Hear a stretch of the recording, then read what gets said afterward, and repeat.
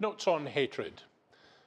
Over the past 2 years, most people would agree, or certainly feel, that there has been a rise in hatred in public discourse, not just facilitated by the web, but actually as an active policy by different people in different parties. And I was always struck, working in the House of Commons, how many students of politics would come in, having learned all the mechanics of constitutional and legal structures and checks and balances, and then be shocked by the raw, naked conflicts and the hatreds. In May of 1989, I was appointed as Neil Kinnock's political secretary. When I went for the interview, we sat down with Charles Clarke, and it was explained to me that my duties were going to be the handling of any industrial disputes, the special advisor on Ireland. I was going to have to deal with the Labour Party's national executive. I would have to restructure the party conference, and that we hadn't yet got rid of militant, so I had to get rid of them as well. In addition, I had to deal with any by-elections that came along, and as it turned out, in 1991, I had to be the private secretary, special advisor on the first Iraq war. So as I was leaving the meeting, I said loudly to everyone, oh well, half of all politics is the management of hatred, and that's the half that I've got. And I set about for the next 4 years trying to make sure that a variety of hatreds were put back in their bottle, and that a lot of stuff inside the Labour Party and in society was tidied up. People were very shocked by that attitude. That is not what people generally go into politics for. They go in because they want to create a shining city on a hill. They want to do something positive and create something positive. An absolute example of that would be Frank Field, the Labour MP. One of my tasks almost 25 years ago was to help rescue him the first time that people tried to get rid of him and deselect him. And what we found was that Frank was brilliant as a campaigner on poverty and everything else, but he was very weak in organising against the people who promoted hatred in his own constituency. He hadn't signed up a lot of his allies, and at the end of it, and I've said this to him publicly, there were times when I thought it would have been better if he'd been an evangelical bishop, because if you're going to be in politics, you have to remember to manage the hatreds in your own backyard and defeat them. This quote from W.B. Yeats is the source of tremendous amount of controversy and is virulently disliked by fans of Yeats. The fact was that prior to the First World War, Yeats was part of a group of Anglo-Irish aristocrats who were supporting and playing with ideas of nationalism and independence. And they felt that there was a lack of background story. They looked at the way that in Germany, stories and myths had been created around the unification of Germany and Prussia, and they thought about creating them as well. And part of that was always to have hate. All political parties deal with hate. He obviously came to regret this, and a lot of his later poetry reflected upon it. But the fact was, at this time, there were senior people who thought that they could play with hate and it would achieve their aims. And it's a reminder of just how dangerous that can be. So half of all politics is the management of hatred, and somebody has to do it. And we've had a long period, really, those 70 quarters of growth before austerity kicked in, the Blair years, and the quite well managed period under Cameron and Osborne, when people did not feel threatened, but they feel squeezed and threatened now, and hatreds are rising, not just here, but everywhere else, and they're being very badly managed. People used to say, it's just the economy, stupid. The famous sidekick to Bill Clinton, who said that that's what drove everything. But it's no longer an adequate understanding of what people vote for. Perception and psychology are rising as factors in politics. Now, a lot of that used to be done around religion and other kinds of hatreds or othering or outsiders. But take back control is a classic appeal to psychology and to independence and to self-worth. And when that terminology crept in at the end of the referendum, it was quite clear that the appeal of Brexit was reaching to a much, much wider, and another one would be clean the swamp. Othering people and mobilizing hatreds based on insecurities. Now, a lot of people understand the separation of powers in the American Constitution.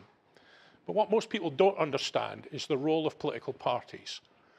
Political parties are coalitions. Part of their function is often to absorb rising hatreds, to channel them, to have the conversation with them. And that's particularly the case in the UK, where we have an unwritten constitution. The last revision of Erskine May, I think, was 2011. And this is not properly understood. Also, we've seen the playing of hatred as an active political tool. Now, normally, the dog whistles and other techniques have always been around. Labour's version of that kind of thing is contempt for people who went to Eton, the aristocracy. Conservatives have their own versions of it. There's been a long tradition of doing it, but not going over the edge. What is really interesting is in the 1980s, both Margaret Thatcher and Neil Kinnock ran parties which did function and absorb the hatred. I was involved in the Anti-Nazi League right at the beginning of the 1980s.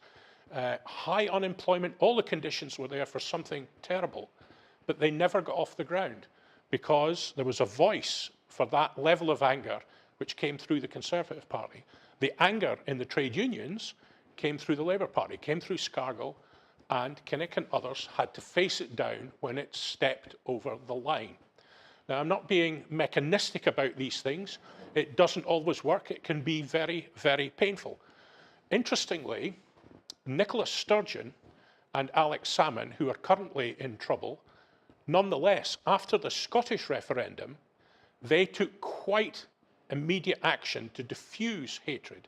Alex Salmond retired immediately, and that switched the anger that would otherwise have been generated both against him and the disappointment in the troops.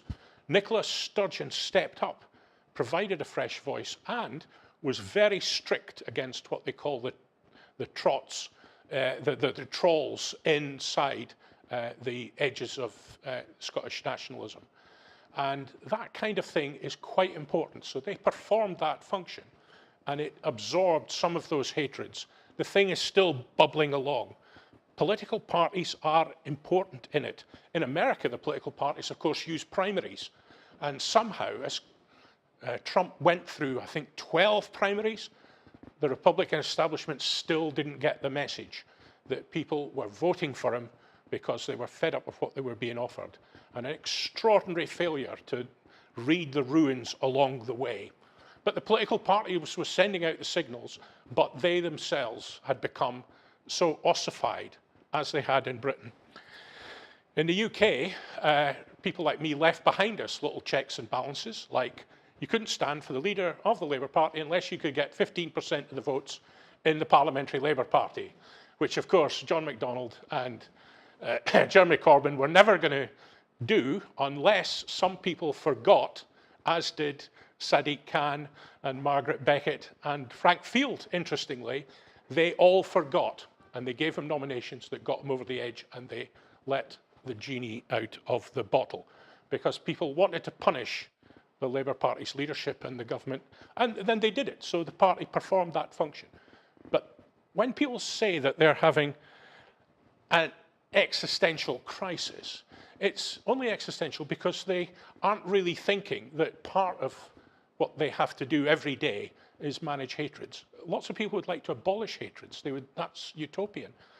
Hatreds always come back, and they won't come back wearing swastikas. They'll come back in other totalitarian and disrespectful fashions. So there are, what are the responses that people might consider? Well, one of the big problems at the moment is that in the different political parties, it looks like some people are going to double down. They're going to go for more nationalisation, stricter rules, name-calling on the left, or they're going to start criticising the Muslim community in Britain and doing the dog whisper politics. It was really interesting what happened with Enoch Powell. Enoch Powell had been quite a great health minister. He'd had a good track record, and he decided to play the race card. He did it in a speech in Birmingham in the most coded terms about the Tiber flowing with blood.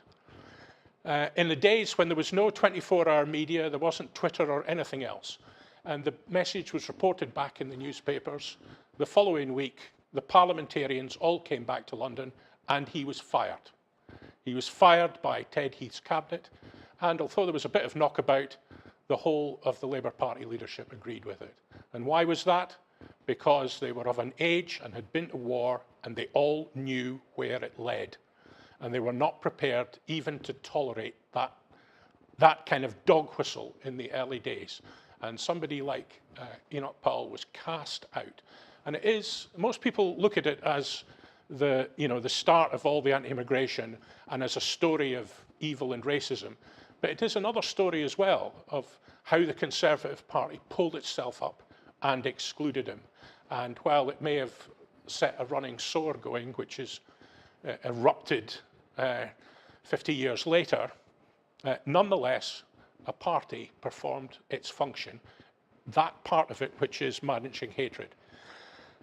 Some people might need to look at reinvigorating party structures, mass primaries, conference showcases, just change the way conferences are doing. That's often the one time of the year that people listen to the political parties. The polls used to move after it, less so now. Decentralisation, all the parties, and George Osborne and others were right on this, and interestingly, Gordon Brown and others always resisted the appointment of elected mayors. And that lack of voice in the north and lack of voice in the Midlands was undoubtedly a contributor. And people like me who were working on Scottish devolution in the 90s and on Welsh devolution, we knew that if there wasn't a voice in the north, there would be trouble. And the trouble would all be in what people regarded as Labour heartlands and electorates. And we said so at the time, but the Blair government didn't move on it. They didn't create the voices. And that led to the rise in the grievance in the English counties.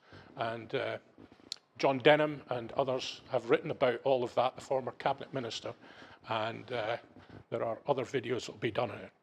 Tackling online hatred, I think you do have to have a hostile environment for it. Tackle the definition of publishing. You know, if some of this was published in a newspaper that's published online, you know, the newspapers would be shut down, they'd be bankrupt immediately. And there's a false definition about what can be controlled on the web. The thing about change in the law is not that you have to catch everybody and jail them. It's a bit like the smoking ban. As soon as it comes in, it only takes 1 or 2 cases to go before the law of restaurants or pubs not doing it, and everybody changes their behaviour because we are, by and large, law-abiding. And close the inequality gap. There needs to be some kind of new social settlement. The Conservatives were very active on that. 3 million apprenticeships, you know, a living wage, the language that previously had been associated with you know, Ken Livingstone and Labour in the 1980s, gender equality, much more fairness in society. Theresa May's Downing Street speech when she became Prime Minister, but before the wheels came off. So those are some of the possible solutions.